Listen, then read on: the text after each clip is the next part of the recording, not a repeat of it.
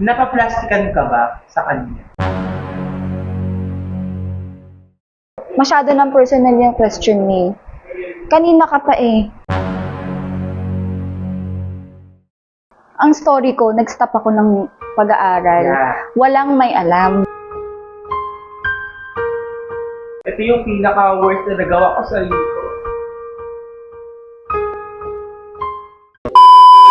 So, hello guys! Muli naman tayo nag-ulit sa ating channel. And for today's video, for today's ganap, ay may makakasama tayo na isang kilala ring vlogger. Kilala ka na ba? Parang hindi ako na-inform. Hindi, TikTokerist na lang. So, TikTokerist kong friend. So, by the way, first guesting mo na dito sa channel ko. Simula na nag-vlog ako. Ay, oo. Oo.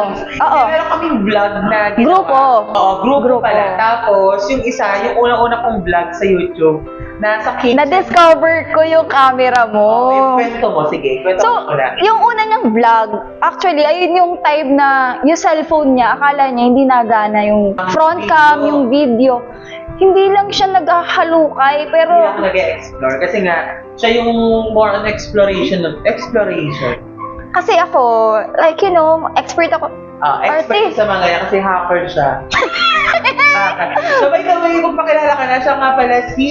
I'm Kyla Wheeler. Yeah, meron din siyang YouTube channel at gagawa rin kami ng...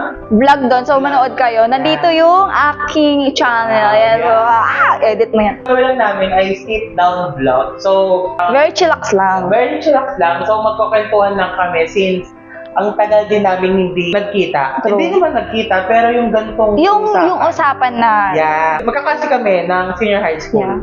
So, 2 years kami nagsama sa senior high school. pero parang ang tagal nating Ang tagal. magkasama.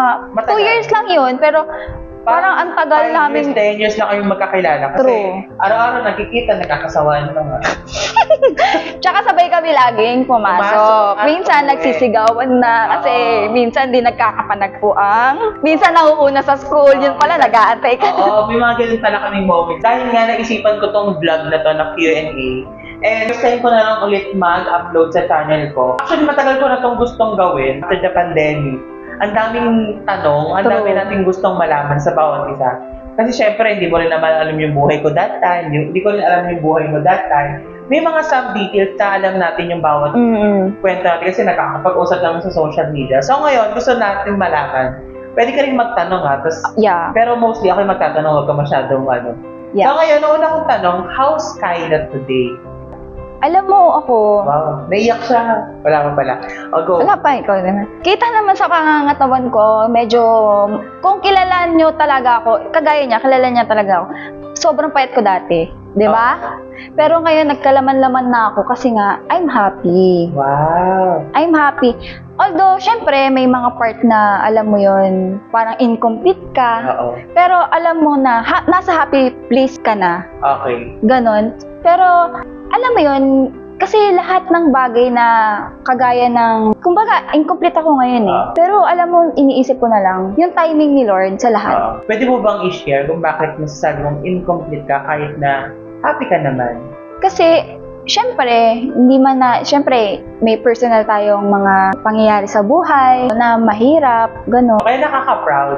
Actually, lahat kami mga friend mo before, napag-uusapan namin yung sitwasyon mo ngayon. Kahit sabihing mahirap before, mas kailangan mas makita natin yung result na happy ka, na meron ka ng sariling bahay, na komportable ka, na masasabi mong home mo na to. Tsaka yung peace na Yung binibigay. peace, yeah. Masaya ba talaga na mag-solo? Kasi sa mga gusto na mag-solo, para malaman nila if okay bang mag-solo or meron pa rin kulang, nakakatakot ba sa umpisa? Actually, for me, kasi, parang siguro iba-iba ng situation. Oo. Kasi may situation na yung iba, no choice lang, ganyan. Yung iba, gusto lang ng peace and all. For me, ang masasabi ko doon, sa mga gusto na mag-solo and all, dapat ready kayo mentally. Bakit? Kasi, kunyari, mag-isa lang kayo. Diyan kasi nagkakaroon ka ng time na madami kang time mag-isip. Lahat parang pasad mo talaga. Lahat nasa iyo na. Lahat ng ganitong bagay, kailangan mo na i-maintain yung bahay mo, kailangan i-maintain mo yung, lalo sa financial. Oo. Kasi hindi naman natin tinatain, di ba? Kailangan natin mag-earn talaga. Lalo na, syempre, hindi naman pwedeng stay put ka lang, dahil nag-upgrade ka sa buhay. Yun. Sa mga gusto na mag-solo and all, i-consider nyo yung mental health nyo kung ready na kayo. Nung nag-solo ka, mentally stable ka na ba? Actually, ang situation ka kasi naman, ano naman siya, hindi dahil mentally stable na ako, kaya lilipat na ako. Hindi eh. Ang akin naman, to have my peace. Kasi, Yun ano yung na ako mo. eh, parang nilalamon na ako ng ano eh, ng isip ko ba? Oo. Na feeling ko, pag tumagal pa ng tumagal, kasi nagkakaroon ako ng ano, yung parang ayoko na mabuhay, which is wrong talaga, di ba? Yung sasaktan mo yung sarili mo. May sabihin, hindi na healthy yung pag-iisip ko. Kaya sobrang gaan na eto na yung peace. Kaya nga sabi ko, natutuwa ako pag napapansin ng ibang gaya ng pamilya ng partner ko na ang tabako daw, ganyan. Yung papa ko nga sabi, ang tabako daw, ganyan. Ibig sabihin kasi masaya na ako. Kasi dati, as in sobrang payat ko. Oo, totoo yan. Kasi pagkakakain ako, nasusuka ako. So, Ngayon, depressed ka nun? feeling ko. Kasi Ganun yun eh. tsaka dati, alam mo yun, hindi ko kaya maglinis ng kwarto. Kahit may bulok na ano na dyan, hindi ko siya kaya linisin. Ayoko man gawing excuse na hindi okay ako mentally. Talagang yung feeling na hindi mo kaya. Yung parang, kunyari, maliit lang yung kwarto ko. Oo. Yung parang ang dali na lang linisin, pero hindi mo siya malinis. Ewan ko din. Kasi nga, parang totoo yung sinasabi nila. Sa Ano isip. yung nararamdaman mo, yun yung nasasakop ng environment mo. Kumbaga, di ba, pag masaya ka, syempre malinis ang bahay, syempre masaya ka naglilinis. Pag malungkot ka, syempre wala ka ng time. Parang lagi kang lugmok, lagi kang nakahiga, tamad na tamad ka. Which is true yan sa mga nakakaranas ng gano'n. Hindi natin i-invalidate yung gano'n. Na, yun yan, hindi mo ginagawa excuse na tinatamad ka na kaya mo maglinis. May nararamdaman ka eh. Sobra. Yun yung nararamdaman mo eh. Parang yung gulo ng isip mo, parang yung nasa paligid mo. Oo, nandoon siya sa paligid. Parang it explain your ano, Oo, your emotions, your mind. feelings. Oo. Yes. Oo, yun, totoo yun.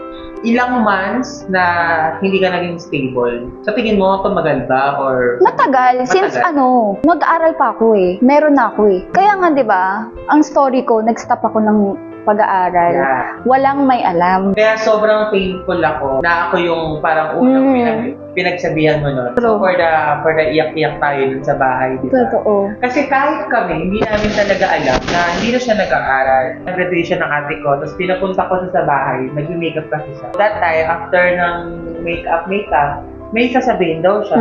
Tapos, akala ko kung ano-ano na, siyempre, ito pa. Nakain tayo nun eh. Oo. Pabitin. So yun, sinabi niya sa akin na nag-stop siya. So, hindi ako against na nag-stop siya. But kasi yung pag-aaral na yan, pwede itong patuloy. So ngayon na you're stable na, masasabi mo ba na soon, babalik ka sa pag-aaral? Oo naman. Kasi, alam mo, may pangarap din ako sa sarili ko na gusto ko mag-aaral. Yung, ano ba, maranasan ko din yung maging proud sa akin yung parents ko.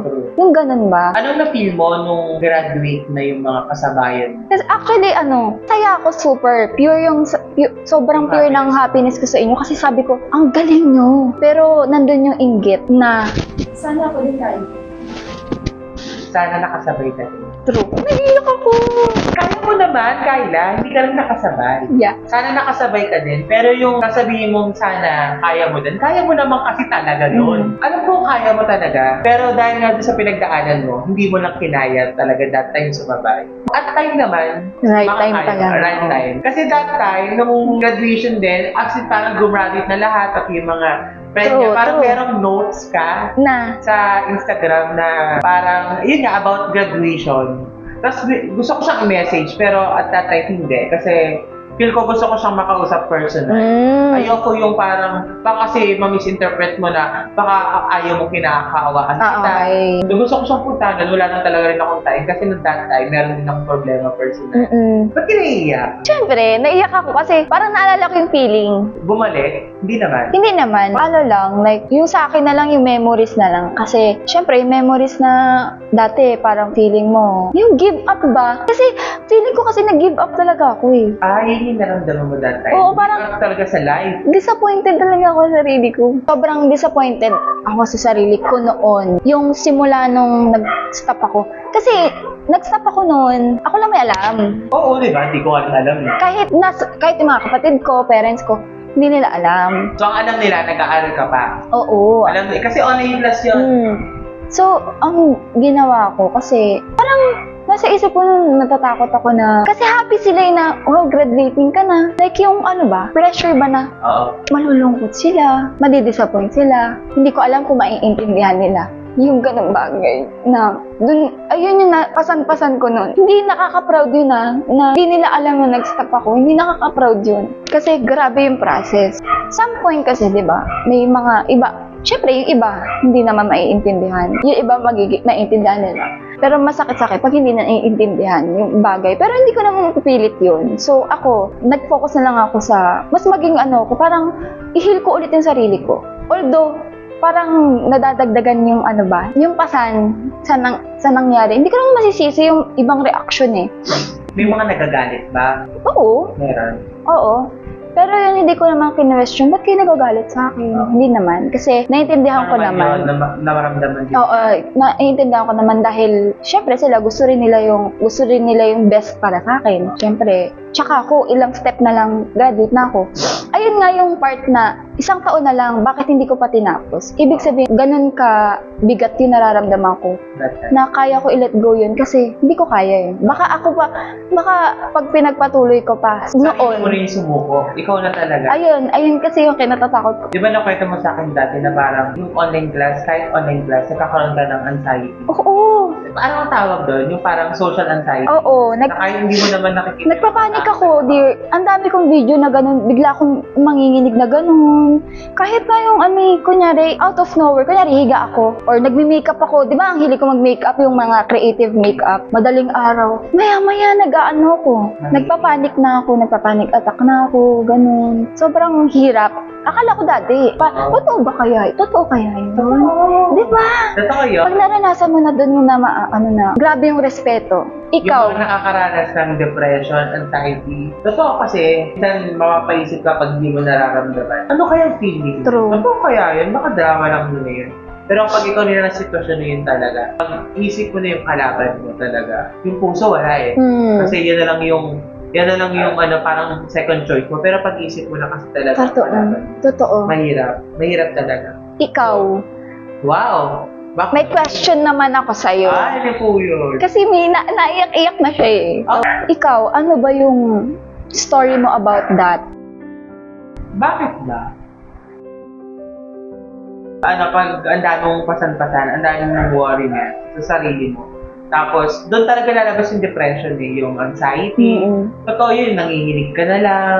That time, naramdaman ko yun for 2 months. Dumating yung time talaga, ito yung pinaka-worst na nagawa ko sa sarili ko. Na hindi ako kumain talaga for 1 week.